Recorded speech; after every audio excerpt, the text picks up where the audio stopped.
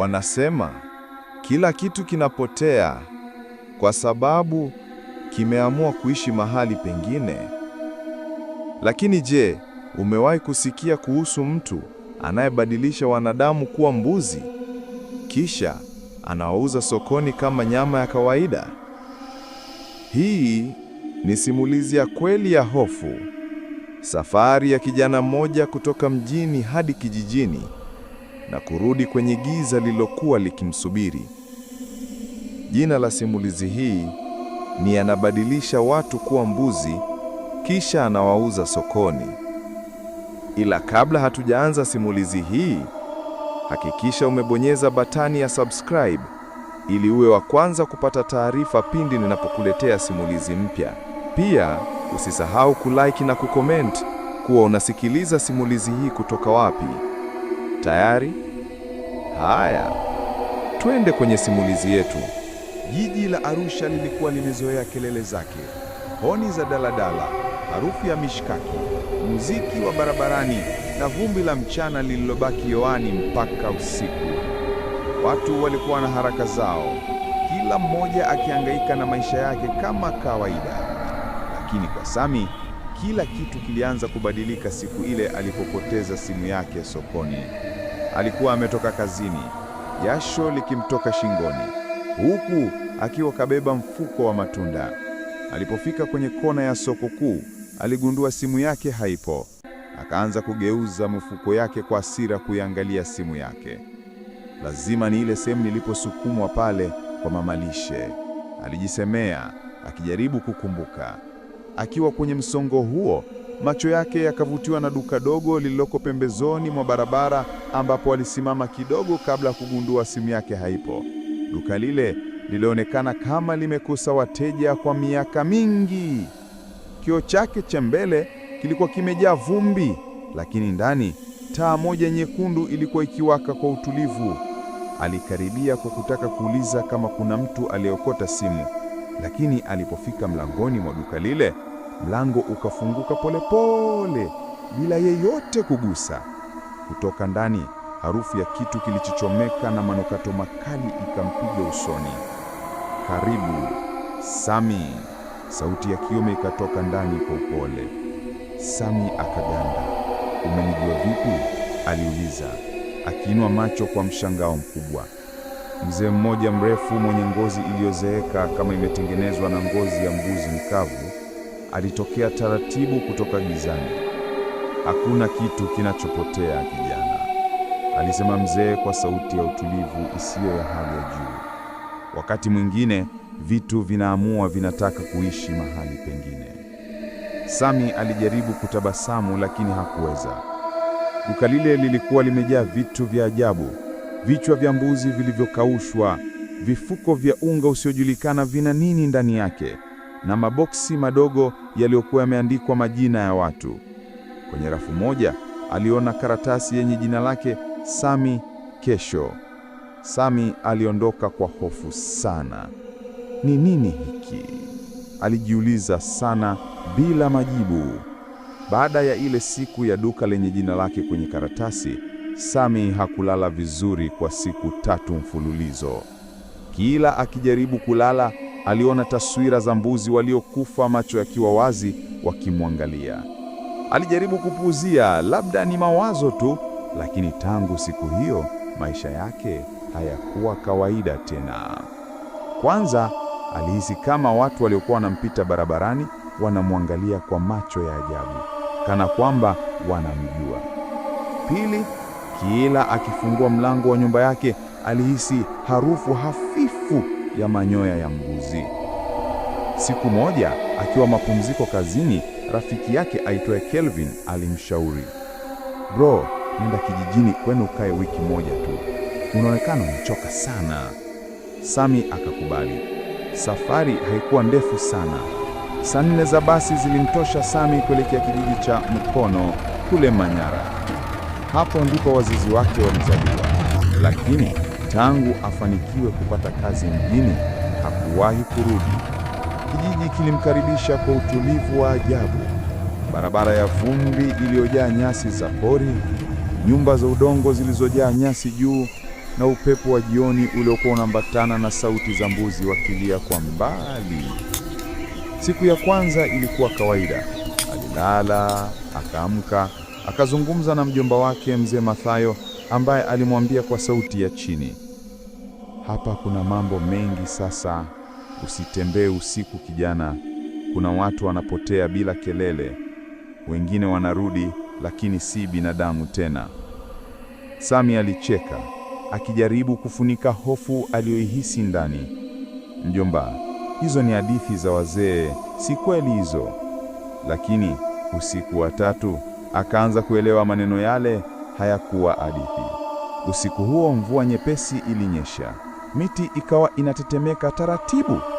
Sami alikuwa amelala chumba cha pembeni karibu na dirisha dogo. Katikati ya usingizi alisikia sauti kama ya mtu akilia mbali. Sio kilio cha kawaida, bali cha kuomba msaada. Alitoka kitandani, akachungulia dirishani. Kule kwenye shamba la karibu aliwaona watu watatu wamesimama katika duara, kila mmoja akiwa ameshika kamba. Katikati yao kulikuwa na kitu kilichokuwa kinasoga, lakini si mtu, si mnyama. Kulikuwa na mwanga hafifu wa moto wa taa ya chembli unaoonyesha nyuso zao. Wanamchinja nani usiku huni? Sami alinong'ona, akiwa na hisi baridi ikimpanda shingoni. Ghafla, kitu kilichokuwa katikati kililia kwa sauti ya mwanadamu. Tafadhali, msinibadilishe tena. Sami alisogea mbali kidogo na dirisha, moyo ukidunda kwa nguvu. Alichukua simu yake. Hakukuwa na mtandao. Alijaribu kuwasha taa, umeme haukuwepo. Sauti za mbuzi zikaanza kusikika nyingi karibu na nyumba yake. Kila kilio kilikuwa tofauti, kana kwamba wanalia kwa uchungu wa kibinadamu. Alisikia kengele ndogo ikilia nje ya dirisha lake, kisha kitu kama mkono kikigusa vioo vya dirisha lake. Sami alipiga kelele, akachukua chuma cha kuchochea moto na kusimama katikati ya chumba. Lakini baada ya sekunde chache, kila kitu kikanyamaza ghafla. Mwanga wa asubuhi njema ukaingia kijijini. Sami alipochungulia nje asubuhi hiyo, hakuna alama za watu. Ila tu kulikuwa na mbuzi mmoja mweupe amefungwa kamba shingoni, macho yake yakimtazama moja kwa moja. Na shingoni pake kulining'inia kipande cha karatasi kilichoandikwa kwa mkono, tusiingilie biashara ya watu. Hapo ndipo giza la maswali kikaanza kijijini. Kijiji kizima kikaanza kuzungumza juu ya mfanyabiashara wa usiku, mtu ambaye hubadili watu kuwa mbuzi na kuwauza mjini kama nyama safi. Na Sami akaanza kushuku kwa mzee wa lile duka mjini ndiye aliyekuwa nyuma ya haya yote. Sami alikaa kijijini siku 3 zaidi, lakini tangu ule usiku wa mbuzi mweupe, kila siku ilikuwa kinyonga. Mbuzi yule alikuwa anakaa pale nje ya nyumba akimtazama, bila kula, bila kuondoka. Wakati mwingine Sami alihisi macho yake yanang'aa gizani. Alijaribu kumwambia mjomba wake kuhusu hilo, lakini mzee Mathayo alikataa kabisa kusikiliza. Kijana, ukianza kuona vitu vya namna hii, ujue tayari umeguswa. Ukiona dalili, toroka. Asubuhi iliyofuata, Sami aliamka mapema. Akaondoka kijijini bila kumwambia mtu. Safari ya kurudi mjini haikuwa ya amani. Ndani ya basi, kila alipofunga macho, aliona taswira za watu wakibadilika kuwa mbuzi. Miguu ikigeuka kwato, ngozi ikijikunja, na sauti za binadamu zikibadilika kuwa kilio cha mnyama. Kufika mjini, hakuenda moja kwa moja nyumbani. Kuna kitu ndani yake kilikuwa kinamvuta pale pale alipoanza. Lile duka la ajabu lililokuwa pembezoni mwa barabara. Alifikiri halipo tena, lakini alipochungulia kwenye kona ile ile, lilikuwa bado pale. Taa ile nyekundu ya ndani bado inawaka kama vile haijawahi kuzimwa.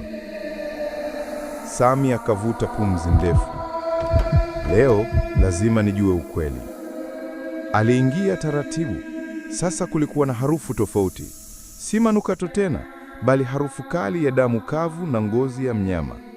Kila boksi lililokuwa limepangwa kando ya ukuta linionekana jipya, na kwenye kila moja kulikuwa na karatasi yenye jina. Majina mengine aliyesoma kwa mshtuko: Kelvin, Mzee Matayo, Sami. Aliinama, macho yake yakitetemeka. Hapana, haiwezekani, alinong'ona. Kutoka nyuma ya pazia, sauti ya mzee ikasikika tena, ile ile ya utulivu lakini yenye sauti ya kifo. Karibu tena Sami, nilijua utarudi. Sami aligeuka, akakutana na mzee yule yule, lakini sasa uso wake ulikuwa tofauti. Ngozi yake ilionekana kama ngozi ya mnyama iliyoanikwa juani. Machoni pake kulikuwa na miale nyekundu hafifu. Unataka kujua ni kwa nini nilikuita? Mzee aliuliza, akitembea taratibu kumkaribia. Watu wanakula nyama kila siku Sami. Wengine wanakula bila hata kujua nani alikuwa nyama hiyo kabla. Mimi nawauzia wanachotaka, wanyama waliokuwa watu. Sami alisogea nyuma akitetemeka. Unasema nini wewe? Watu? Unabadilisha watu kuwa mbuzi? Mzee akacheka, kicheko cha polepole kinachopenya hadi kwenye mifupa. Watu wanapenda kula bila kujali walikotoka. Mimi si mchawi, mimi ni mfanyabiashara tu. Lakini kila biashara ina gharama, na wewe Sami tayari ulishalipia. Mzee akanyoosha mkono wake wenye kucha ndefu. Kutoka ardhini kiuvu cheusi kilikaanza kuzunguka miguu ya Sami. Akahisi baridi kali ikimpanda hadi kifuani, ngozi yake ikaanza kukaza. Alihema, akajaribu kukimbia lakini miguu yake ikawa mizito kama mawe. Usipigane na hatima yako kijana, wengine wengi wamejaribu. Kabla mzee hajamaliza, mlango wa duka ulifunguka kwa nguvu. Kelvin alitoka. Alikuwa hai, ungawa alionekana dhaifu na macho mekundu yake. Sami, kimbia! Huyu si binadamu! Wote wawili wakakimbilia nje, lakini kabla hawajafika mbali, Sami alisikia mlio wa kengele ndogo ikilia nyuma yake, ile sauti ile ile aliyosikia kijijini, kama mwito wa roho zilizopotea. Siku 2 baadaye, Sami alipata hifadhi kwa rafiki yake mwingine maeneo ya Unga Limited. Lakini kila usiku alisikia kengele hiyo ikilia nje ya dirisha. Kila asubuhi alikuta mabaki ya manyovu mlangoni na harufu ya damu ikitandaa angani. Jiji lilianza kubadilika kimya kimya. Watu walikuwa wanapotea, lakini hakuna aliyesema. Wengine waliona mbuzi wakizurura katikati ya mtaa wa Kijenge usiku, wakiwa na alama nyekundu kwenye paji lao 4. Sami alijua sasa, kile kilichoanzia kijijini kimeingia mjini, na hakuna aliyekuwa salama tena. Miezi 2 ilipita tangu Sami arudi mjini. Maisha yake hayakuwa ya kawaida tena. Alikuwa anaishi kwa hofu, akibadilisha nyumba kila wiki, akihisi mtu au kitu kinamfuata. Mara nyingine aliamka nikawa usiku wa manane akijikuta yuko nje ya nyumba bila kujua alivyotoka. Mara nyingine aliona kivuli chake kikichelewa kufuata mwendo wake, hakijua kama alikuwa analala au kuota. Lakini siku moja aliamua kwamba hawezi kuishi kwa hofu milele. Kama kweli mzee yule yuko mjini, basi nitaenda kumaliza hii biashara leo. Alianza kufanya utafiti wake kimya kimya. Akaenda kwa wachunzi waje wa ngozi, akasikiliza uvumi wa mitaani. Kila mtu alizungumza juu ya mtu anaitwa Mzee Kibonde, mfanyabiashara wa zamani wa nyama aliyedaiwa kufilisika miaka 5 iliyopita, lakini bado alikuwa akiendesha biashara fulani gizani. Siku ya Jumamosi jioni alifuata anwani moja aliyopata kupitia dereva wa bodaboda. Kuna kiwanda kidogo cha ngozi kule Ngaramtoni. Usiende peke yako kaka. Watu wanasema usiku wanaona mbuzi wanatembea kwa mistari, kama wanapelekwa sehemu fulani. Sami alienda peke yake. Baridi ilikuwa kali, upepo ukipeperusha vumbi la barabara ya udongo. Alipofika, aliona jengo lililochakaa, taa za ndani zikionekana kupitia nyuruka. Harufu ya damu kavu na moshi wa ngozi iliyochomeka ulijaa hewani. Ndani kulikuwa na mashine kubwa za kukatia nyama. Lakini kilichomgusa moyo kilikuwa kona moja. Maboksi makubwa, kila moja likiwa na alama ya sininu na jina la mtu. Akasogea, akasoma moja. Mathayo, ngozi tayari. Alijaribu kujizuia kulia, lakini kabla hajachukua hatua nyingine, mlango wa jengo ulijifunga kwa nguvu. Sami, nilijua utarudi. Sauti ile ile ikatoka gizani. Mzee Kibonde alitokea taratibu, akiwemo koti la ngozi nyeusi, macho yake akiangaza kwa mwanga wa kijani. Kijana, ulitakiwa uwe sehemu ya biashara, si kizuizi. Sami alijaribu kukimbia, lakini mzee akainua fimbo yake yenye alama nyekundu, ikatoa mwanga mkali. Kila kitu ndani ya jengo kilianza kuzunguka, mashine, maboksi na hata hewa ikawa nzito kama tope. Kisha Sami aliona kitu kilichomgandisha moyo. Watu waliobadilishwa kuwa mbuzi, wakiwa wamefungwa minyororo, macho yao yakimwangalia kwa umavu makali. Walikuwa wanajaribu kusema, lakini kilichotoka ni sauti za mnyama. Ndiyo hawa wateja wangu wa zamani. Wengine walikataa kuniamini, wengine waliuliza maswali kama wewe. Sasa wanauzwa kila siku sokoni kama nyama ya kawaida. Sami alijua hana muda. Akaona chupa ya mafuta upande wa meza, akaiokota haraka, ikatupwa kwenye moto ulioko karibu. Moto ukaenea kwa kasi. Mzee Kibonde akajaribu kutumia fimbo yake kuzima, lakini mwanga ukapinduka, ukamgonga yeye mwenyewe. Mwanga ule ukamfunika, mwili wake ukatetemeka, ngozi yake ikaanza kupasuka hadi akageuka kuwa mbuzi mzee mwenye macho ya binadamu. Mbuzi yule akalia kwa sauti ndefu ya huzuni, kisha akaanguka chini, akatulia. Moto ukalipuka zaidi, ukateketeza kila kitu. Sami alitoroka kwa taabu, akihema, macho yake yakimtiririka. Aliona wale mbuzi waliokuwa wanafungwa wakikimbilia usiku, wengine wakiwa wanatembea kwa miguu kama binadamu waliokombolewa. Saa moja baadaye, kiwanda kililipuka. Watu wa jirani walijua ni ajali ya moto wa gesi, lakini hakuna aliyewahi kuelewa kwa nini waliona mbuzi kadhaa wakionekana katikati ya mtaa wa Kijenge usiku, wakiwa na alama nyekundu kwenye paji lao 4. Miezi mitatu baadaye, Sami alianza maisha mapya. Alihama Arusha, akaenda kuishi Moshi, akijaribu kusahau. Lakini kila alipofika sokoni, harufu ya nyama choma ilimkumbusha kitu. Na mara nyingine, alipokuwa naila, alihisi kama nyama ile ina ladha ya huzuni ya mwanadamu. Usiku mmoja, akiwa ameketi dirishani, alisikia kitu kimoja kidondoka mlangoni. Alipofungua, aliona boksi dogo. Juu yake kulikuwa na karatasi yenye maandishi mekundu. Sami, kesho. Akatetemeka, akalia kimya, macho yake yakimtoka. Kisha kengele ndogo ikalia nyuma yake, ile sauti ile ile ya zamani.